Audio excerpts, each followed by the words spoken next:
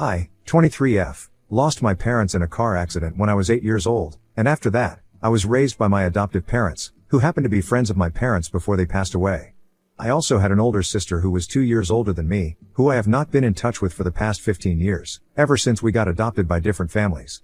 My parents had been driving home from the movies at night and my sister and I were at home with the babysitter, but unfortunately, they were never able to make it back home alive.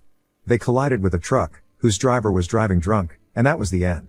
They were not able to survive that, and soon enough, my sister and I had been separated. The reason for our separation was that after our parents passed away, my aunt decided to take my sister in, but not me. I guess for some reason, she believed that I was not good enough to be a part of her family.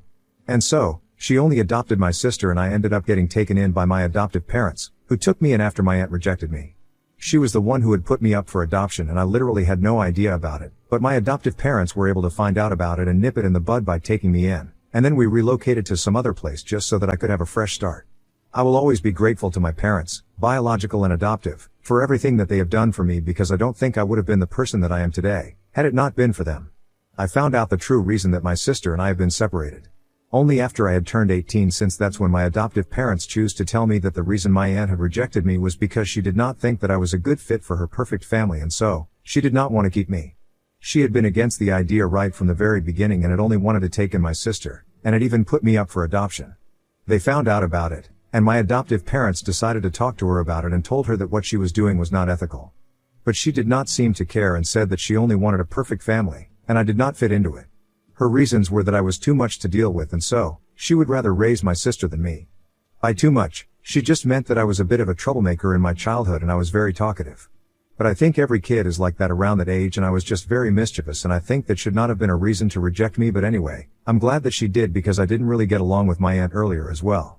Before my parents passed away, whenever my aunt would visit us, she would always make it a point to praise my sister and put me down because she thought that my sister was a lot more ladylike and behaved appropriately, as opposed to me. I was always running around the house and getting up to something, just like kids usually do. But my sister was a lot quieter and calmer, and usually stayed in her room, reading or painting, among other things that she enjoyed doing. While I would create a ruckus in the house, constantly on the run, and she would always try to reprimand me for it. But my parents would always be on my side and try to explain to her that this is just how kids were, and that she needed to come around to it and accept it instead of trying to make things so perfect all the time.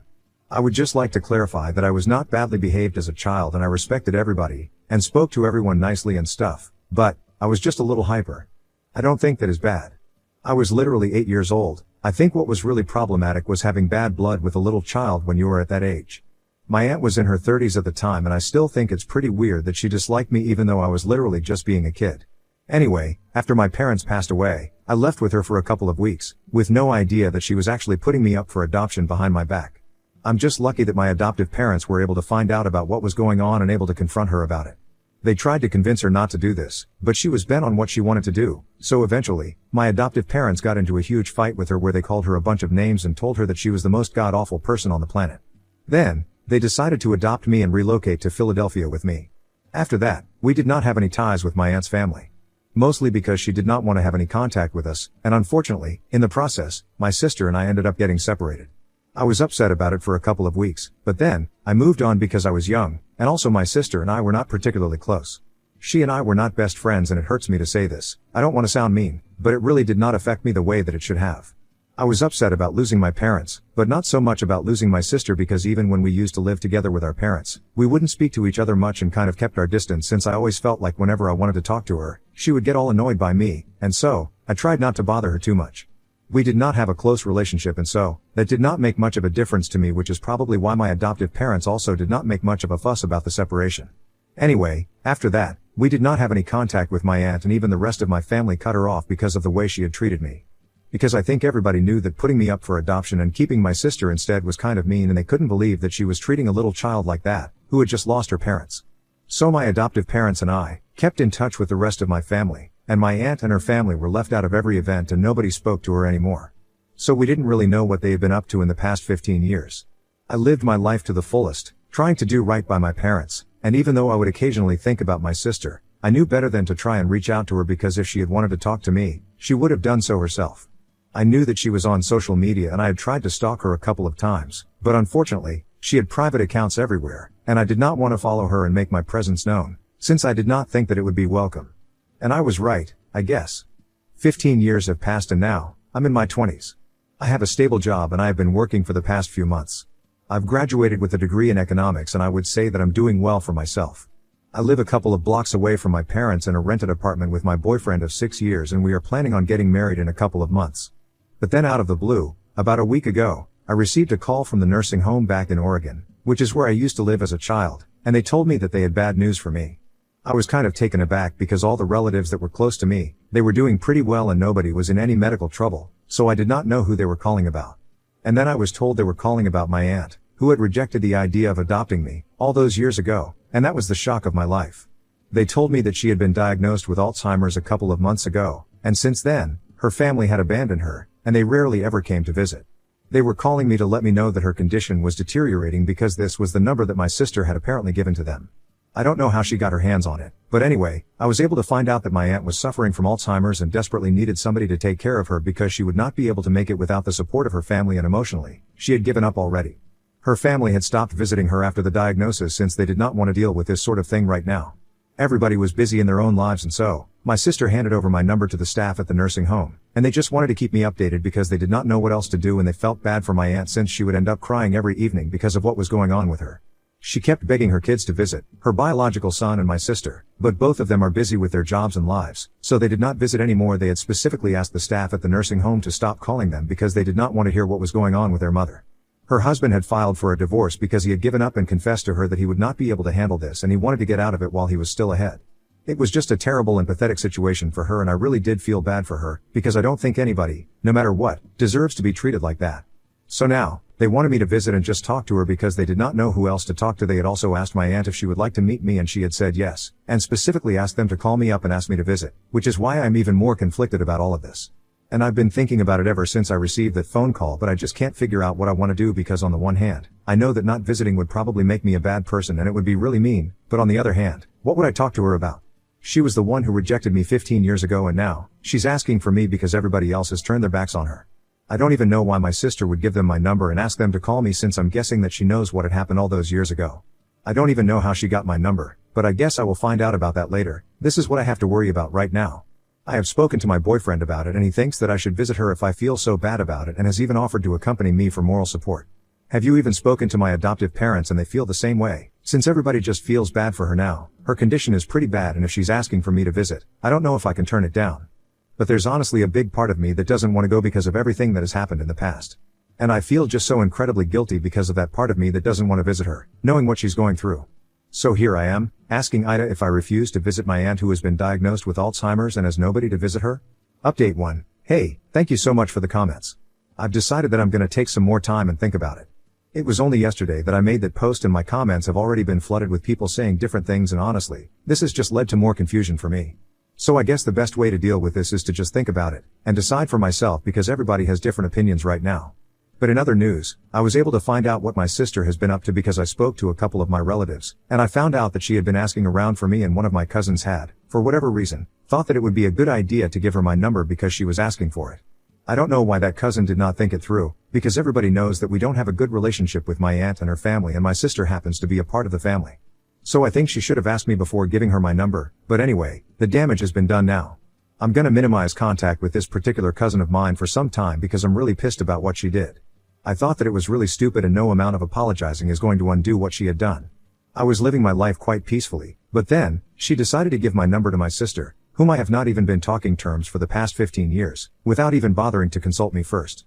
I wouldn't even have been able to find out about what was going on with my aunt and felt all this guilt and had to deal with all these emotions, so I kind of blame her for this, but anyway, not gonna think about that right now. I also did some asking around about my sister, and people from back home, my relatives for the most part, told me that my sister was not even living in Oregon anymore. Apparently, she had moved to New York a couple of months ago, shortly after my aunt's diagnosis, and she was pursuing her dream of becoming a writer. She was doing a 10-month course right now, and that's why she had decided that she was not going to come back until she had accomplished something. The fact that my aunt kept trying to talk to her pissed her off, so she blocked my aunt's number and told the staff at the nursing home to stop calling her and give them my number. I thought it was one of the most selfish moves ever, because regardless of my relationship with my aunt, I don't think my sister had a bad relationship with her. My aunt had spent the past 15 years of her life raising this woman, and this is what she got for that. I don't even want to talk about her husband and her son, since I have nothing to do with them. but I'm just surprised that my sister could be capable of something like this. Granted, I have not spoken to her in 15 years and I don't know how she is, but when we were younger, she always seemed like a nice girl. So this is quite shocking to me. Anyway, I guess time changes everything and that's what happened with her. Except, she did not change for the better, she definitely changed for the worse. I just feel pity for my aunt now because she clearly bet on the wrong person. I told my parents about this, and they were quite shocked because my aunt had put up a huge fight because when they had decided to adopt me, they had even said that they would try to take my sister with me because they did not want to separate us as siblings, but my aunt had told them that she would never allow it to happen and it had become quite a bone of contention between the two of them. But eventually, it was decided that since neither of us would miss each other too much, it would be better to separate us since we did not seem to care about any of that. I don't know if it was the right thing to do, and I have noticed that even in the comments, a lot of people have been giving my adoptive parents a lot of flack for it, but let me just remind you guys that they were adopting me and then they were not exactly financially stable as they are now, so that was a big deal for them. They were doing their best and I really appreciate that about them. I don't think I need to defend them because they did what was right and that's it. I don't think they reserve any of the harsh comments that they received here, but that's fine. It's the internet and I wasn't expecting any better, to be honest. Anyway, they told me that she had been fiercely protective of my sister and had made it very clear that she was not going to give up her custody, come what may. So now, to find out that my sister had abandoned my aunt, was just purely shocking. Update 2, hi, so I received a call from the nursing home once again today. It has officially been 2 weeks since the last phone call and today, they were asking me if I had made up my mind about whether I was going to visit or not. And I told him that I needed some more time because honestly, I'm really busy with work right now and I'm swamped. I have no time to do anything and also to plan an engagement party because my boyfriend just proposed to me 2 days ago, and if I'm being honest, my aunt is the last thing that I have on my mind right now. I have a gazillion things to think about, so I just can't afford to spend my time worrying about my aunt. I know it does not make me a bad person because let's be real, I have not met this woman for the past 15 years. I don't think I can feel that bad for somebody that I don't even know. On a human level, maybe I feel bad for her because I can have empathy for someone I don't know. But more practically, I'm not going to go out of my way to do something for somebody who does not have any relation with me. She never bothered to reach out to me or apologize to me in the past 15 years, so why should I do something for her and try to be there for her when she never did the same for me? She rejected me when I was literally just 8 years old and I'm rejecting her when she's sick. That's it, there's nothing personal, I'm just too busy. I explained my situation to the staff and they seemed to understand. So I guess that's that. I'm gonna visit her later if I get the time to do so. I told my parents and my boyfriend about my decision and they seemed to be on board with it. They told me that it was not my duty to visit her and take care of her. I owe her absolutely nothing, so it does not make me a bad guy at all, and that was quite reassuring for me. She should be mad at her children and ask them to visit, instead of me. Because they actually owe that to her, not me. Update 3, hey, so I mentioned in my earlier post that I got engaged a couple of days ago and today, I threw an engagement party for my friends and family. I went back to Oregon and that's where we had the party because that's where most of my family lives and incidentally, my boyfriend's parents are also from there, which is what we actually bonded on initially. Anyway, we posted a lot of photos on Instagram and stuff and I guess somehow, my sister was able to find out about it. So she reached out to me about an hour after the party was over and congratulated me. This was the first time that I had heard from her in almost 15 years, so you can understand that this was a pretty huge deal. Now, under usual circumstances, on other days, I probably wouldn't have responded to that message, but I was kind of tipsy today because I had a couple of drinks and I was also in a really good and celebratory mood, so I decided to be nice to her because why not? So I responded to her, and I thanked her for congratulating me, but then curiosity got the better of me, and I just couldn't help myself, so I asked her what had made her text me after so long. Because given the circumstances, I did not think that she was ever going to talk to me.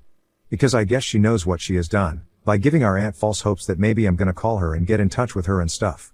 She was behind it, so I did not expect her to text me and be nice to me, let alone congratulate me.